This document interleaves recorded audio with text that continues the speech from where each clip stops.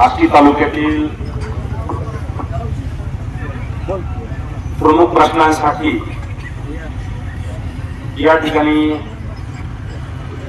ज्यांच्या नेतृत्वाखाली आंदोलन आहे ते आपले सन्माननीय दोन्ही नेते, सन्माननीय बोर्डे साहेब, सन्माननीय काका,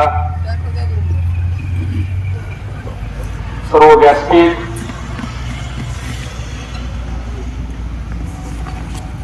इथं पोलीस अधिकारी आले होते ना काही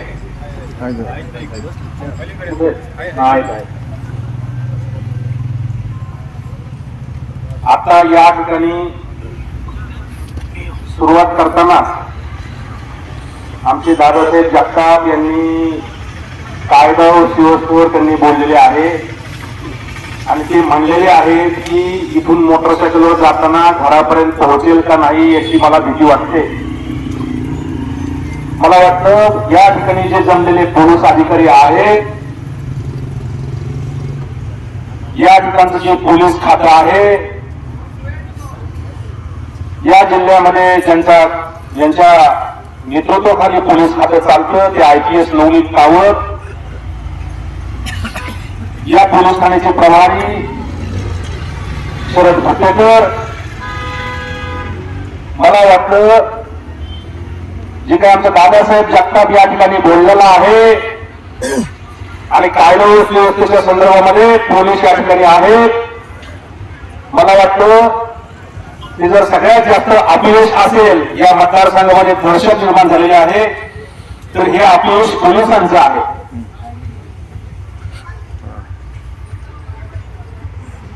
दोन 2004, 3, 2, 2008 पर्यंत आमचे 6, 7, 8 गुन्हे दाखल झाले आणि आम्ही भांडण करायचो तरुण वयामध्ये.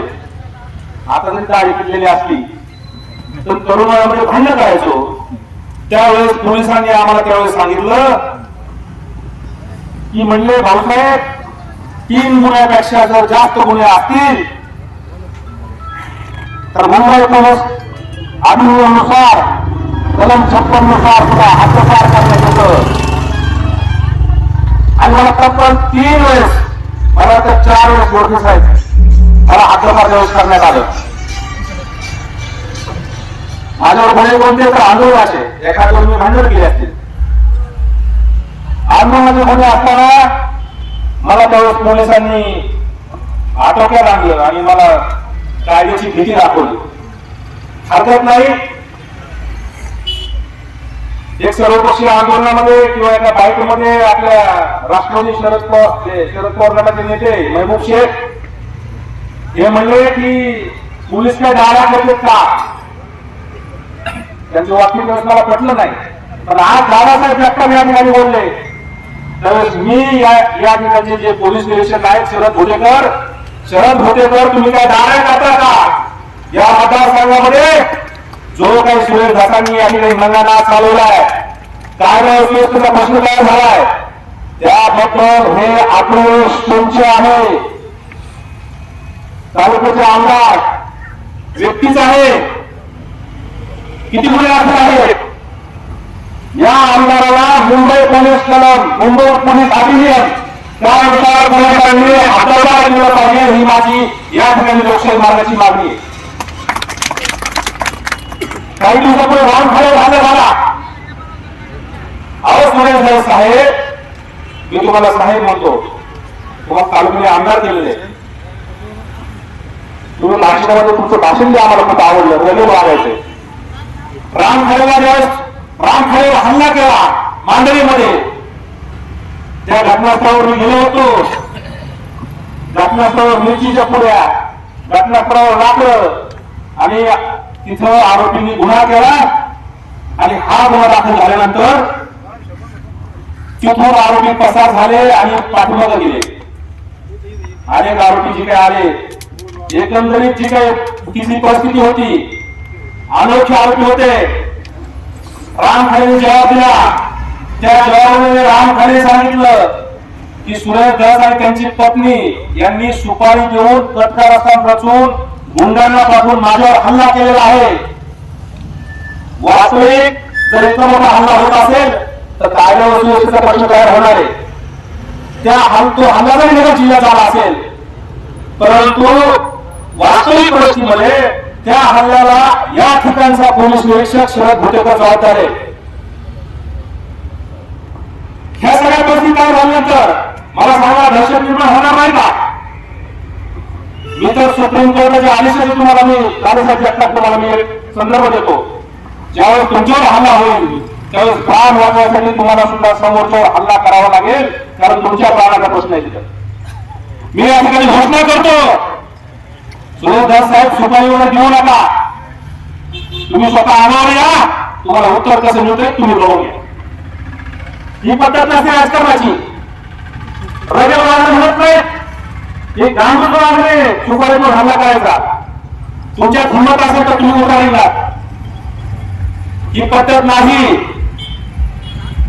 आणि पुन्हा एकदा सांगतो, जर तुम्ही हल्ला केला, तुम्ही हल्ल्याला प्रति हल्ल्याचं उत्तर द्या. तुम्ही प्रयत्न करा स्वतःचा जीव वाचवायचा.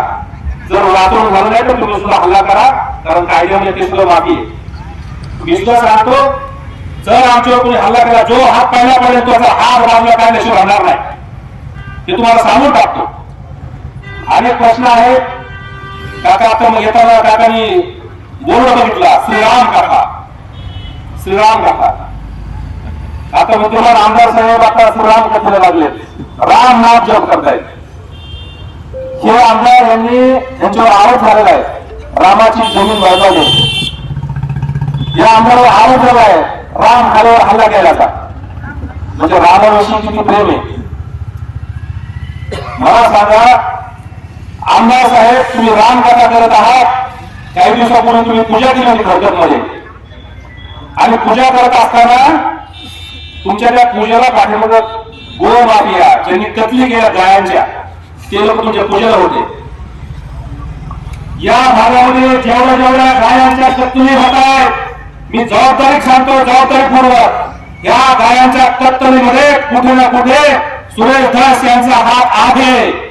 मी तुम्हाला जबाबदारीने सांगतो. माझ्याकडे फोटो काही उपलब्ध आहेत, माझ्याकडे पुरावे आहेत. आणि भारतीय जनता पार्टी सुद्धा आता शीर्ष नेतृत्व जे आहे त्यांनी विचार केला पाहिजे. या मतदारसंघामध्ये भारतीय जनता पार्टीचे जे आता तिकीट आहे जिल्हा परिषदेचे, तिकीट सुद्धा आता भारतीय जनता पार्टीचे जिल्हाध्यक्ष शंकर देशमुख आता वाट आहेत. गायाच्या कत्तली करणाऱ्या माणसाच्या हातात भाजपचे तिकीट देऊ नका. आम्ही मित्र पक्ष म्हणून आम्हाला तुम्हाला सांगायचा अधिकार आहे. गायाच्या कत्तली, मी तुम्हाला पुन्हा एकदा संदर्भ देतो. काही दिवसापूर्वी गंमत भंडारी साहेब पार्श्वभूमीत त्याचं वृत्तपत्र आहे, त्याच्यामध्ये पहिल्या कानावर ठळक स्वरूपात आलं होतं की आष्टीचे जे काही कचरा डेपो आहे, ज्या ठिकाणी कचऱ्याची प्रक्रिया होते, त्या कचऱ्याच्या प्रक्रिया केंद्रामध्ये गायांचे मुंडके, गायांचे हाडे, गोवंशीचे सगळे कातडे, किमान आता तिथे गेलं 50 टन गायांचे हाड दिसतील, तिथे गायांचे मुंडके दिसतील. आणि तुम्ही आता श्रीराम कथा आयोजन करता, तुम्हाला नैतिक अधिकार नाही.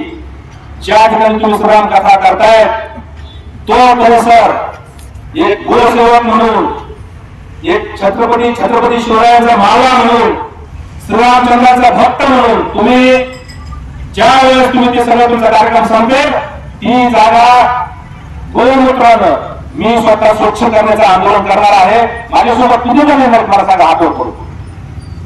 मी स्वच्छ करणार आहे. म्हणजे तुमचं हे आंदोलन हे नैतिकदृष्ट्या योग्य नाही हे महाराष्ट्र वापरून देण्यासाठी, मी देवाभाऊला हे समजवण्यासाठी मी हे आंदोलन करणार आहे. अनेक गोष्टी आहेत. आता काही दिवसापूर्वी हजारो विहिरी मंजूर झाल्या. त्या हजारो विहिरीपैकी 70% विहिरी पण आता झाल्या. आता सांगितलं, मला वाटतं दादासाहेबांनी सांगितलं, तुम्ही सांगितलं की 10,000 रुपये विहिरी दिले. 10,000 पासून 20,000 पर्यंत त्यांनी पैसे घेतलेले आहेत.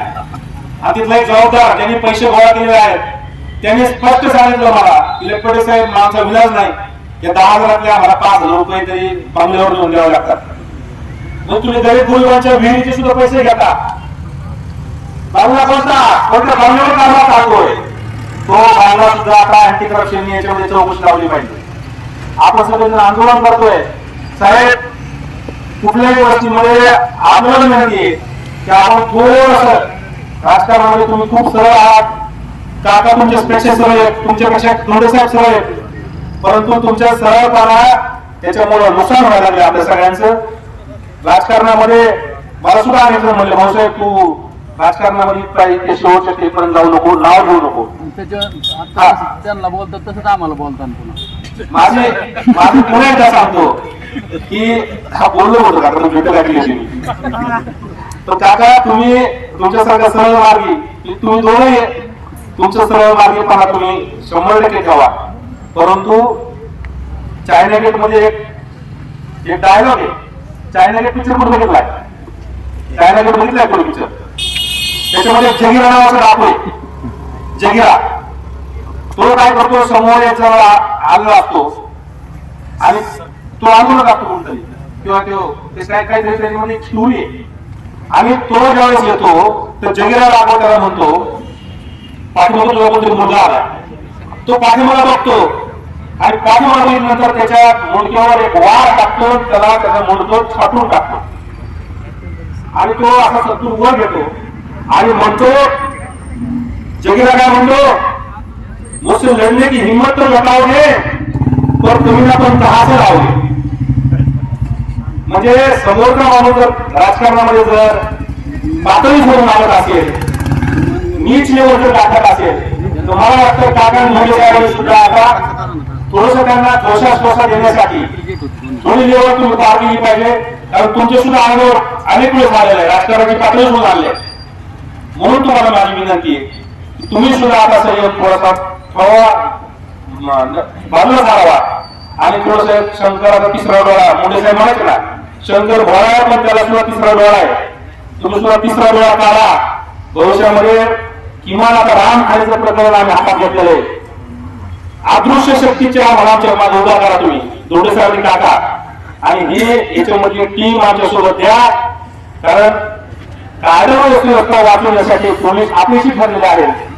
किमान आपल्याला देवाला सांगायचंय की या ठिकाणचे पोलीस आपल्याशी ठरलेत, हा लेकर उकळून जात आहेत आणि तिकडे जाऊन सुपारी वाजवत आहेत. म्हणजे हा जो काही इथलं पोलीस स्टेशन, इथलं जिल्हा पोलीस दल हे आपल्याशी ठरल्यामुळे आपल्याला आंदोलन मुंबईमध्ये करायचं असल्यामुळं आपण सुद्धा आता भविष्यामध्ये याच्यामध्ये होत राहावं, सर्व होत राहत आदृश्य होत राहावं एवढीच या ठिकाणी विनंती करतो. अनेक बाकी मला आता बोलायच्या राहिलेल्या आहेत, तुम्ही सुद्धा कंटाळले असताल, म्हणून मी माझं भाषण आटोपतो घेतो आणि आपली सर्वांची या ठिकाणी रजा घेतो. जय हिंद, जय महाराष्ट्र.